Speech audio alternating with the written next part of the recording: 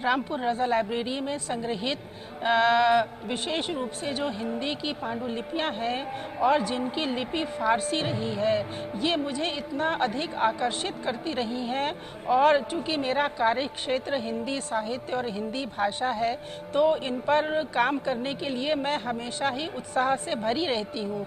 और पिछले दिनों मैंने यहाँ की एक प्राचीन पांडुलिपि है जिसका नाम है नादिराते शाही, उस पर मैंने सांस्कृतिक और साहित्यिक अध्ययन उस पांडुलिपि का पूरा किया है।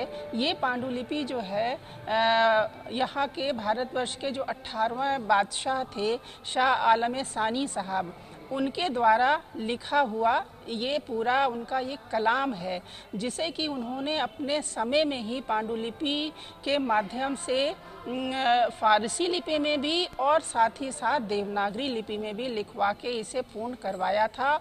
और जब मैंने इसे पढ़ा, लगभग मैंने 11 वर्षों तक पहले इसका गहन अध्ययन किया और ये देखा कि इस पर किस ढंग से किस तरह से काम हो सकता है, तो मैं सच में आश्चर्यान्वित रह गई कि पूरे भारत की उसके अंदर संस्कृति और इतिहास उसमें समाहित है। और उन्होंने इतने सुंदर दोहे उसमें, गज़लें, और 6 उसमें जो दोहे हैं वो पंजाबी भाषा में भी लिखे हुए हैं। उसको मैंने अपनी पुस्तक में नादिराते शाही का सांस्कृतिक और साहित्यिक अध्ययन में अलग से देकर और उसका अर्थ दिया है।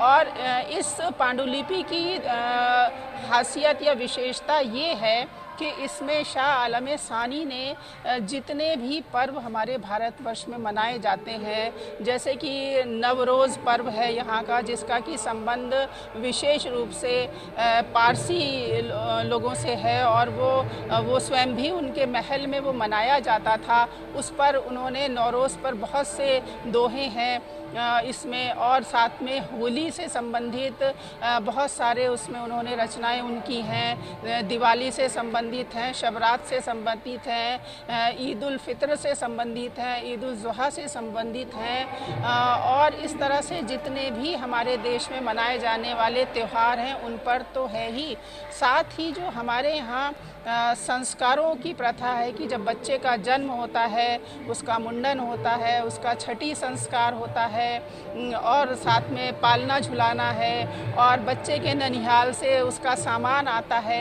इस सब से संबंधित उन्होंने अपनी रचनाएं जो हैं वो काव्य के माध्यम से उनकी अभिव्यक्ति दी है। और इतनी सुंदर रचना ये नादिराते शाही है कि इसके बारे में जितना ही कहा जाए वो कम है। मैंने सबसे पहली बार जब इस पांडुलिपि को देखा तो मैं इसकी लिखावट को देखकर बहुत ही ज़्यादा, मैं लफ्ज़ अंग्रेज़ी का इस्तेमाल करना चाहूँगी कि फैसिनेट हुई। एक तो जो स्याही है, देखिए वो आज तक भी वो ना तो बिखरी है, ना उसमें किसी तरह की ख़राबी पैदा हुई है। लाल रोशनाई का भी इस्तेमाल किया है, काली का भी। और दूसरी ये कि राइटिंग कितनी सुंदर और हाथ का लिखा हुआ ये है, और ये कागज़ भी बताते हैं कि ये हाथ का ही बना हुआ कागज़ है। तो इसीलिए मैं यहाँ की पांडुलिपियों को देखकर बहुत ही ज़्यादा मेरा मन